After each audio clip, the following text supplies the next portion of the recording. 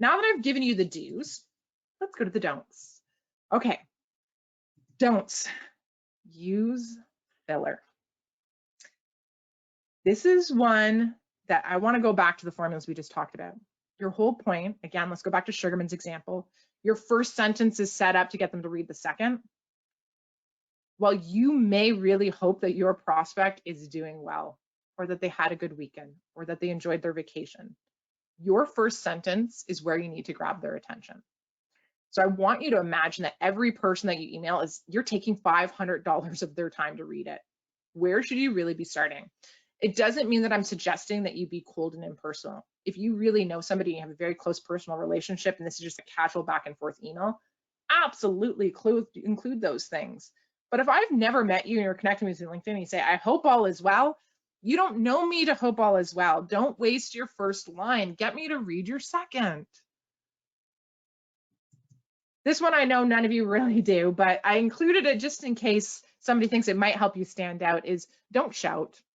If you use all caps or too many explanation points, not only can this sometimes come off as too cheesy or too salesy, it actually ends up getting you caught up in spam filters, in particular if you're using this on your subject line. So just avoid it.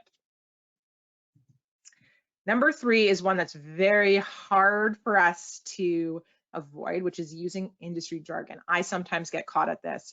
I always say to my sales staff, so if anybody's on, they'll laugh and giggle. We get it, you're smart and you're trying to sound smart.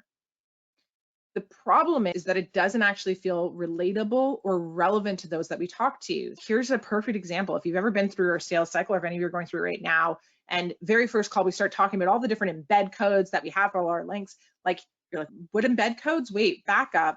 And we start talking about SMTP settings. It's very deep. We can simplify those terms to make it relatable to what you may or may not know, assuming that you don't know anything.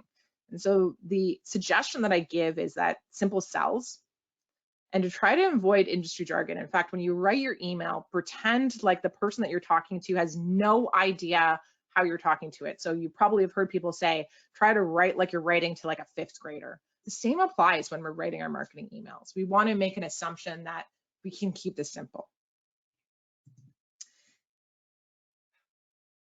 Please don't waste your closing. This is a huge one, and it's really hard to avoid. There is nothing worse than when you send a great email asking a great question or having a great call to action, and then it gets lost. It's lost with a paragraph of sign-offs and final details and this and that's below it.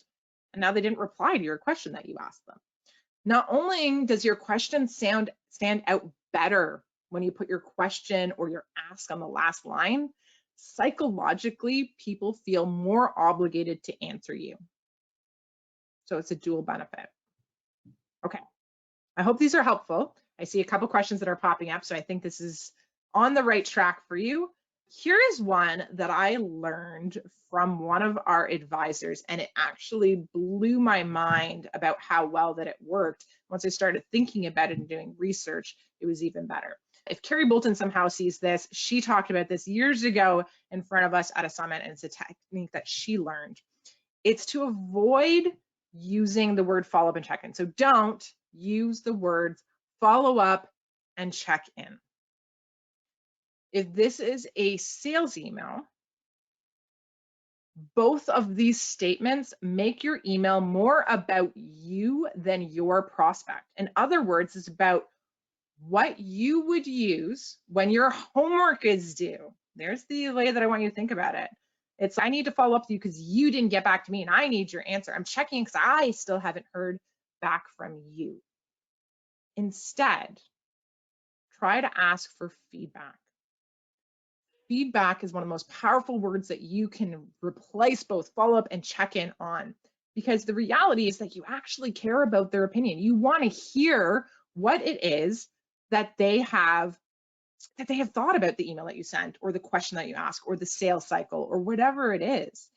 And so what ends up happening is you're actually going to learn more about your prospect and you're going to get more real connections.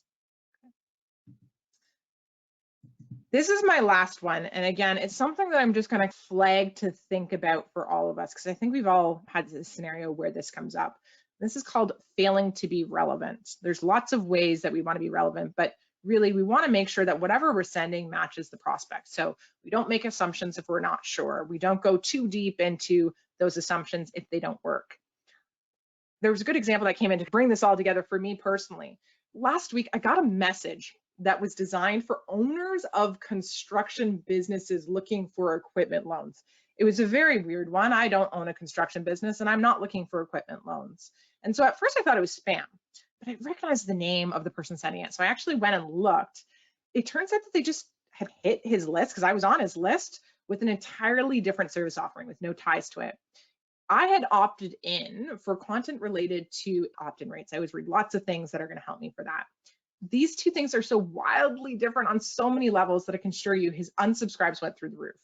So I want you to keep in mind that there's cross-selling, AKA your target is still a business owner and there's this common thread, and then there's failing to be relevant. If you are not sure and you're adding in a new service or you're adding in kind of a new way to speak to people, you can actually clean and segment your lists using things like tags and descriptors to stay on point. Here's a really good example of how this plays out. You have a lot of people that you want to be able to have conversations with. Some of them are centers of influence or your strategic partners, and some are business owners. So adapting those lists so that you can stay on top of it.